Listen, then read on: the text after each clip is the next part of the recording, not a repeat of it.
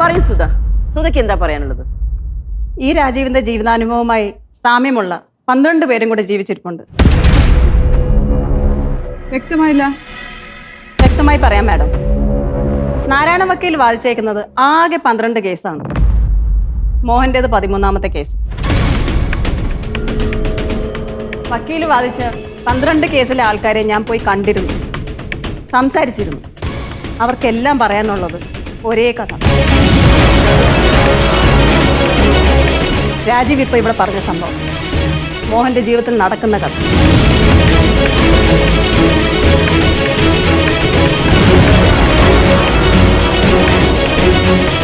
ഈ 12 പേരുടെ ജീവിതം തകർത്തിട്ട് നിങ്ങൾ എന്ത് നേടി വക്കീലേ? എന്തിനാ നിങ്ങൾ അത് ചെയ്യാൻ പോയത്? എവിടെ കൊണ്ടുപോയി തീർത്തു ഈ ശാപം എല്ലാം കൂടെ?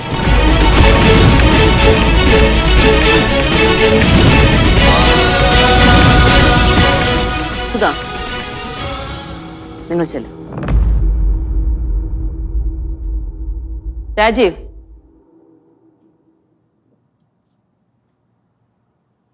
മോഹന, നിങ്ങൾ വക്കീലിനെ എവിടെ വെച്ചാണ് പരിചയപ്പെട്ടത്?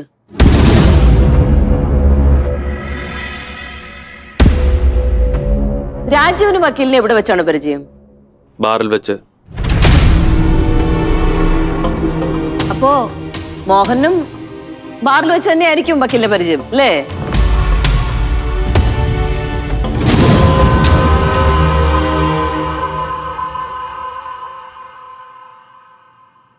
ആവണി ജോലിക്ക് പോയാൽ എന്താ പ്രശ്നം മോഹന?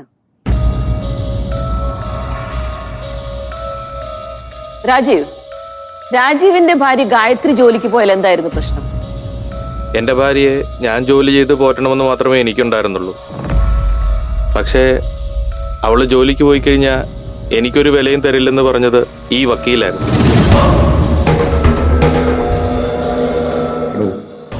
താനിപ്പോൾ ആവണി ജോലിക്ക് വിട്ട ആവണി തനിക്ക് പുല്ല് വില തരില്ല. ഇനി അങ്ങോട്ടുള്ള ജീവിതം ആട്ടുതുപ്പം മാത്രമായിരിക്കും. അവളെന്നെ വേണ്ടെന്ന് വെച്ച് വേറെ ആളോടൊപ്പം ഒളിച്ചോടി പോകുമെന്ന് പറഞ്ഞത് ഈ വക്കീല് തന്നെയാണ്. ആവണി അങ്ങനത്തെ ആളൊന്നുമല്ല വക്കീലെ. ജോലിക്ക് പോയതേ ഓർമ്മയുള്ളൂ, ഒളിച്ചോടി പോയി. എൻ്റെ ഭാര്യ ഗർഭിണിയായിരുന്നപ്പോൾ അതെൻ്റെ കുഞ്ഞായിരിക്കില്ലെന്ന് എൻ്റെ മനസ്സിൽ വിഷം കുത്തിവെച്ചത് ഈ വക്കീലാണ്.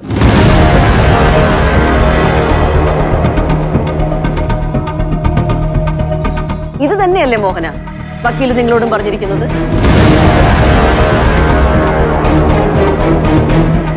ഈ 12 പേരെയും പോലെ തന്നെ മോഹനും വക്കീലിന്റെ ഇരയാവുമായിരുന്നു.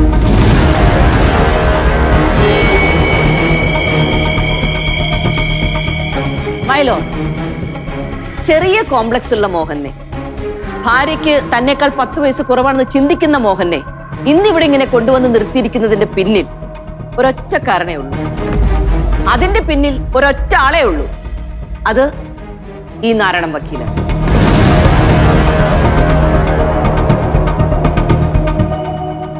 ആവണിയുടെയും മോഹന്റെയും ഫോണിലേക്ക് ഒരു അജ്ഞാതം വിളിക്കുന്നു. ശരിയല്ലേ മോഹൻ? അമ്പിളിയെ ആവണിയും ചേർത്ത് ഇല്ലാ കഥകൾ മോഹനോട് പറയുന്നു. മോഹൻ അത് വിശ്വസിച്ചു. നിങ്ങളുടെ ഭാര്യ ഉണ്ടല്ലോ ആവണി, അവൾ നിങ്ങളെ ചതിക്കുകയാണ്. എല്ലാം തികഞ്ഞവളെ പോലെ നിങ്ങളുടെ മുന്നിൽ അഭിനയിക്കുകയാണ്. നിങ്ങളുടെ ഭർത്താവ് മോഹനൻ ഒരു ചതിയനാണ്. 2 ഫോൺ, 2 നമ്പർ, പക്ഷെ ഒരേ ടവർ. പാളിപ്പോയല്ലോ വക്കീലെ.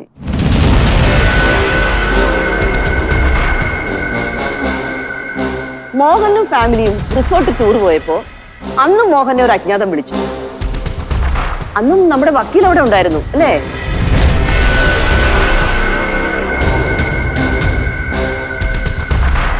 അജ്ഞാതന്റെ ഫോൺ ഏതെല്ലാം ടവറിലുണ്ടോ അവിടെയെല്ലാം നമ്മുടെ വക്കീലും ഉണ്ട്.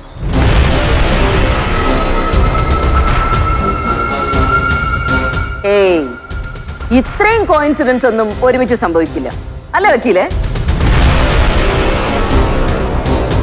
നാരായണ വക്കീലെ, നിങ്ങൾ എന്തിനാ ഇതൊക്കെ ചെയ്തത്? മൈലോ, സുധയെ കല്യാണം കഴിച്ച വക്കീലിന് സ്വന്തമായി ഒരു കേസ് പോലും ഉണ്ടായിരുന്നില്ല. ഗവൺമെന്റ് ജോലിക്കാരിയായ സുധയുടെ മുമ്പിൽ തന്റെ അന്തസ് കുറഞ്ഞു പോവൂന്നുള്ള വക്കീലിന്റെ കോംപ്ലക്സ്, സ്വന്തമായി ഒരു കേസ് വേണമെന്നുള്ള വാശി, എത്ര ശ്രമിച്ചിട്ടും അത് നടന്നില്ല. അപ്പോ സ്വന്തമായി ഒരു കേസ് ഉണ്ടാക്കണമെന്ന് വക്കീല് തീരുമാനിക്കുന്നു. മോഹൻ അടക്കം 13 പേർ വക്കീലിന്റെ വിക്ടിംസ് ആവുന്നു. മാഡം ചോദിച്ചില്ലേ, ഞാൻ സാധാരണ ഡിവോഴ്സ് കേസ് ഒന്നും എടുക്കാറില്ലല്ലോ എന്ന്. ഇതൊരു സാധാരണ ഡിവോഴ്സ് കേസ് അല്ല മാഡം.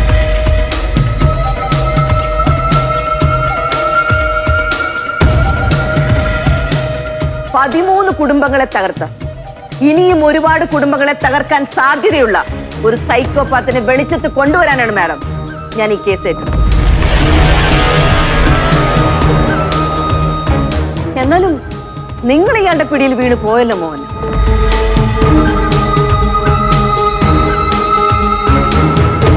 പക്ഷെ മോഹന, ഇപ്പോഴും ആവണിയുടെയും മോഹന്റെയും ജീവിതത്തിൽ മോഹൻ തന്നെയാണ് വില്ലൻ.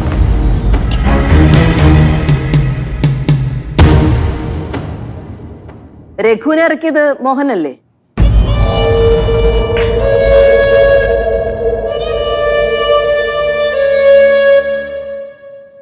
ആണോ വക്കീലെ? രഘുവിനെ കൊണ്ടുവന്നത് മോഹനാണോ അതോ നാരായണ വക്കീലാണോ? എനിക്ക് രഘുവിനെ അറിയില്ല. കള്ളം. നിങ്ങൾക്ക് രഘുവിനെ അറിയാം. രഘുവിന് ആവണിയുടെ നമ്പർ കൊടുത്തത് നിങ്ങളാണ്. രഘു ആവണിയെ വിളിച്ചത്, സരസ്വതി അമ്മയെ കാണാൻ പോയത് എല്ലാം നിങ്ങൾ പറഞ്ഞിട്ടല്ലേ വക്കീലെ? ഇനി അത് അങ്ങനെ ആണെങ്കിൽ പോലും നിങ്ങൾക്ക് തെളിയിക്കാൻ പറ്റില്ല. ഞാൻ രഘുവിനെ വിളിച്ചിട്ടില്ല. നേരിൽ കണ്ട് സംസാരിച്ച ഒരു തെളിവ് പോലും നിങ്ങൾക്ക് ഹാജരാക്കാൻ പറ്റില്ല. ഫോൺ കോളിന്റെ ഡീറ്റെയിൽസോ നിങ്ങൾ തമ്മിൽ സംസാരിച്ചതിന്റെ ദൃശ്യങ്ങളോ എന്റെ കയ്യിലില്ല. പക്ഷേ എന്റെ കയ്യിൽ ഒരു തെളിവുണ്ട്. നിങ്ങളുടെ കയ്യിൽ ഒരു തെളിവുമില്ല. നിങ്ങൾ അത്രയും കോൺഫിഡന്റ് ആണോ വക്കീൽ? Dam confident. അവസാനമായി ഒരൊറ്റ സാക്ഷിയെ കൂടി വിസ്തരിക്കാൻ ബഹുമാനപ്പെട്ട കോടതി എന്നെ അനുവദിക്കണം. പ്രൊസീഡ്.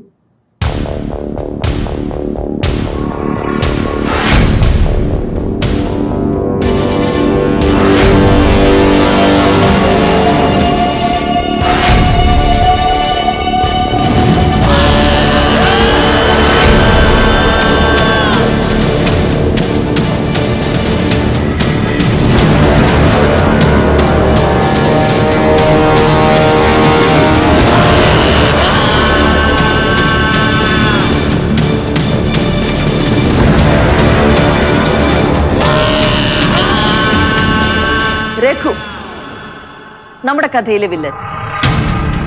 ആവണിയെ ദ്രോഹിച്ച, സരസ്വതി അമ്മയെ ദ്രോഹിച്ച, ശിവദാസന്റെ കൈ തല്ലി ഒടിച്ച ക്രൂരനായ രഘു.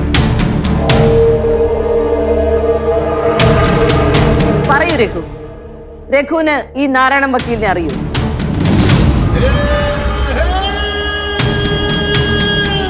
അറിയാം.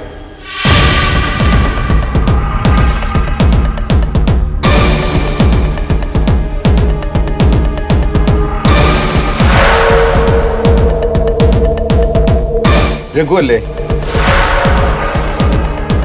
ഈ സരസ്വതി അമ്മയുടെ ഭർത്താവ്?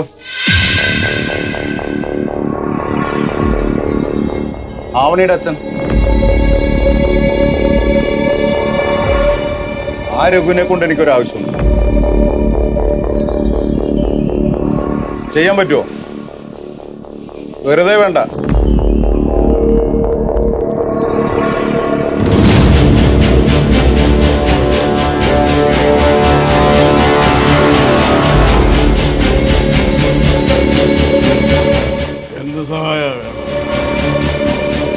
പറയാം, ഓരോന്നായിട്ട് പറയാം. ഞാൻ ആരാണെന്നോ എന്താണെന്നോ രഘു അറിയണ്ട.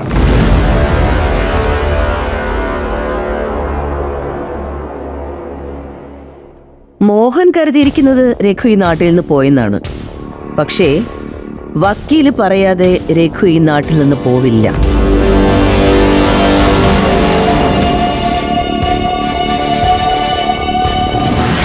ഒരു ദിവസം ഈ വക്കീൽ എന്നെ കാണാൻ വന്നു.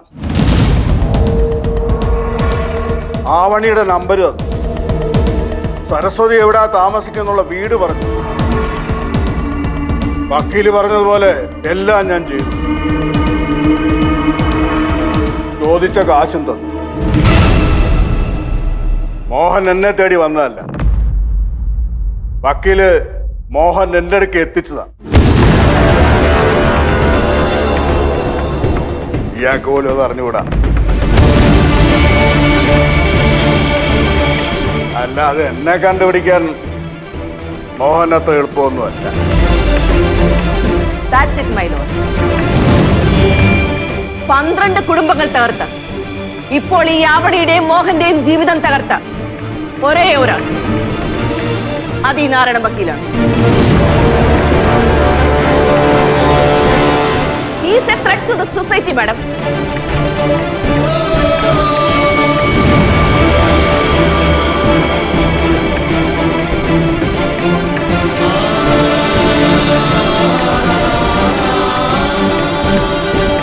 നാരായണ വക്കീലിനെതിരെ അന്വേഷണം വേണമെന്ന് ഈ കോടതിയോട് താഴ്മയായി ഞാൻ അപേക്ഷിക്കുന്നു. Thank you, my Lord.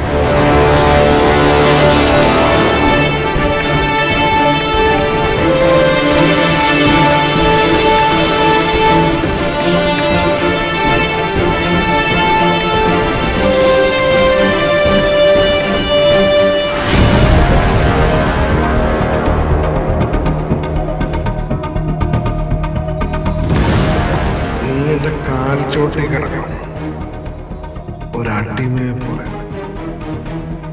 അവസാനം എല്ലാരും ഇങ്ങനെ തള്ളി പറഞ്ഞു. ആരും ഇല്ലാണ്ടായി, ഒരു മാർഗമില്ലാണ്ടായി. നീ എന്റെ കാലിൽ വീഴും.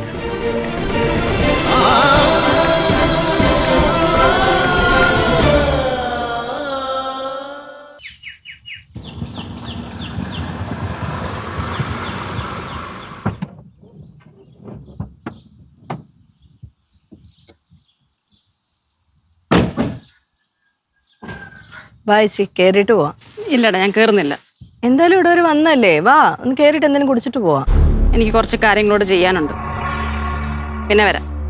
ശരി, എന്നാ ചേച്ചി പോയിട്ട് ഫ്രീ ആകുമ്പോൾ വാ.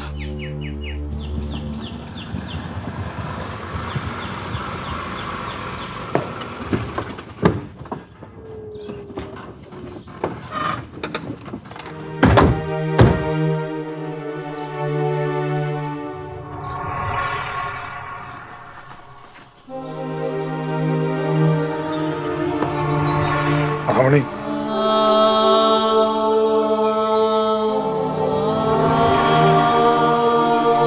ഇപ്പൊ ഏട്ടനെ തുറച്ച് നോക്കുന്നത് കണ്ടാത്തോന്നല്ലോ. എല്ലാ തെറ്റും ഏട്ടന് ഒറ്റയ്ക്കാ ചെയ്തേന്ന്. ദേ, നിങ്ങളുടെ കൂട്ടുകാരി, അവരുടെ ഭർത്താവല്ലേ എല്ലാം ചെയ്തത്. ഇപ്പൊ ഏട്ടനോട് പുച്ഛവും അവരോട് സ്നേഹവും.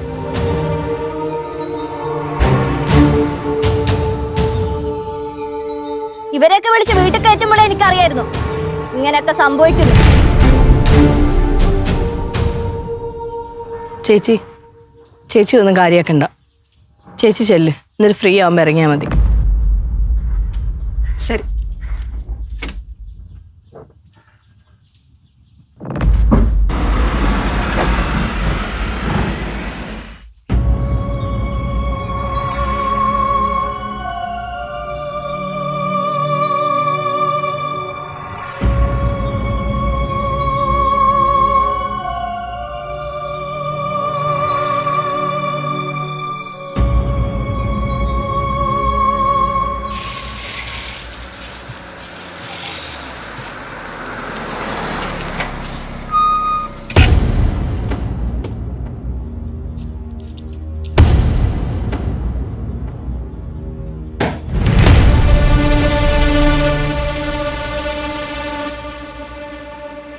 എങ്ങോട്ടാ? ഞാനകത്തോട്ട്. ഇപ്പാടി ചവിട്ടരുത്. സുധേ, ആ പേര് നിങ്ങൾ വിളിക്കരുത്. നിങ്ങൾക്ക് ജോലി ഇല്ലാത്തതിന് എന്തെങ്കിലും പ്രശ്നമുണ്ടെന്ന് ഞാൻ പറഞ്ഞിരുന്നു എപ്പോഴെങ്കിലും? പറഞ്ഞിരുന്നോന്ന്? ഇനി ജോലി വേണമെങ്കിൽ വേറെ കുടുംബം തകർത്തിട്ട് വേണോ നിങ്ങൾക്ക്? പറക്കില്ലേ? നിങ്ങൾ തകർത്ത 12 കുടുംബം ഉണ്ടല്ലോ, അവരെയൊക്കെ ഞാൻ പോയി കണ്ടിരുന്നു. അവരുടെ കഥകളെല്ലാം കേൾക്കുകയും ചെയ്തു. എന്തൊരു മനുഷ്യനാണോ നിങ്ങള്? കുടുംബങ്ങളെ തകർത്ത് സന്തോഷിക്കുന്ന ഒരു സൈക്കോ അല്ലേടോ നിങ്ങള്? ആളുകളെ തമ്മിത്തലിച്ച് ചോര കുടിക്കുന്ന ഒരു ചെന്നായാണ് നിങ്ങള്. ചെന്നായ. ശരിയാ, നീ കണ്ടുപിടിച്ചതും അരുന്ധതി വക്കീൽ കണ്ടുപിടിച്ചതും എല്ലാം ശരിയാ. 12 കുടുംബം ഞാൻ തകർത്തു. ഈ ആവണിയുടെ മോന്റെ കുടുംബം തകർത്തതും ഞാൻ തന്നെ. അതൊക്കെ നിന്റെ മുന്നിൽ ജയിക്കാൻ വേണ്ടി മാത്രമായിരുന്നു. നീ എനിക്ക് എന്തെങ്കിലും വില തന്നിട്ടുണ്ടോ? നിനക്കും നിന്റെ ഗസ്റ്റിനും ഭക്ഷണം ഉണ്ടാക്കി തരലില്ലായിരുന്നു എന്റെ പണി. ഞാനൊരു കേസ് ഏറ്റെടുത്താലേ അതിന്റെ കംപ്ലീറ്റ് ഹിസ്റ്ററി ഞാൻ പഠിക്കും. അതിന് വഴക്കുണ്ടാക്കിക്കാൻ പറ്റുന്നവരെ കൊണ്ട് വഴക്കുണ്ടാക്കി. എനിക്ക് നിന്നോട് ചെയ്യാൻ പറ്റാത്തതും പറയാൻ പറ്റാത്തതും മുഴുവൻ ഞാൻ എന്റെ ക്ലയൻസിന്റെ ഭാര്യമാരെ കൊണ്ട് ചെയ്യിപ്പിക്കും. എങ്ങനെയായാലും കുറച്ചു ദിവസം കഴിയുമ്പോ രണ്ടും 2 വഴിക്കങ്ങ് പോകും. നിർത്താ. നിന്ന് പ്രസംഗിക്കുന്നോ തോന്നിവാസം കാണിച്ചിട്ട്? നാണം ഉണ്ടോടോ തനിക്ക്? ഒരു ഇത്തിരി ഉളുപ്പ്. തനിക്കെതിരെ അന്വേഷണത്തിന് വേണ്ടിയിട്ട് ഉത്തരവ് ഇറങ്ങുന്നുണ്ട്. കാണാം നമുക്ക്. തന്നെ പൂട്ടാനുള്ള എല്ലാ തെളിവും എൻ്റെ കയ്യിലുണ്ട്. ഇനി ഇല്ലെങ്കിൽ പോലീസിന് വേണ്ടുന്ന എല്ലാ സഹായവും ഈ ഞാൻ ചെയ്തു കൊടുക്കും. കൂട്ടും തന്നെ ഞാൻ. ഒച്ചയെടുക്കരുത്.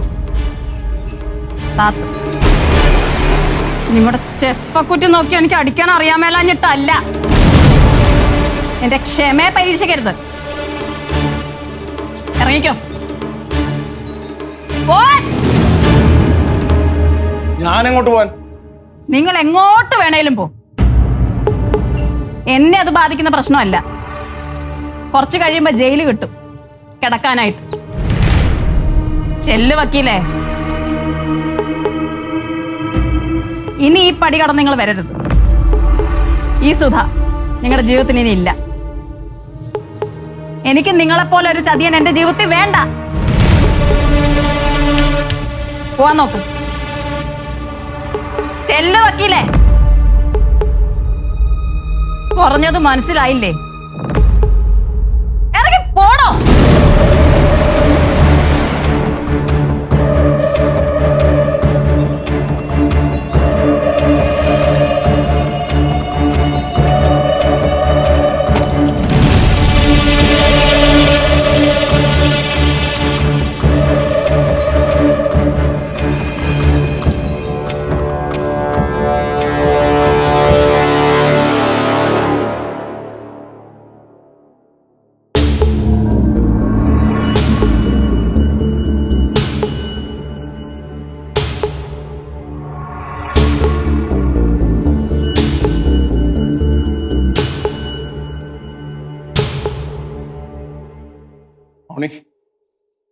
അവണി, എനിക്കൊരു തെറ്റ് പറ്റിയതാ.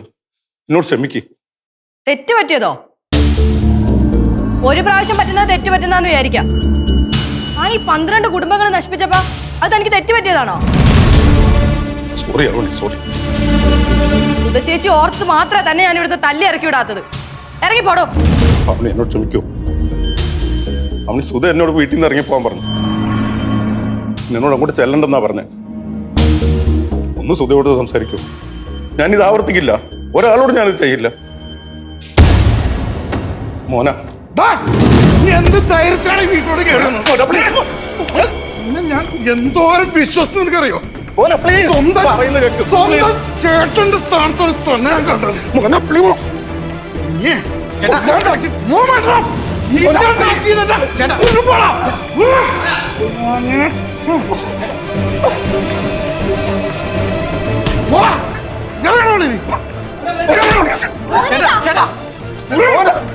നിന്നെ എന്റെ കൺമുമ്പിൽ കണ്ടു കഴിഞ്ഞാ വെട്ടി അരിഞ്ഞാ നീ ഇല്ലാതാക്കിയ കുടുംബാണോ?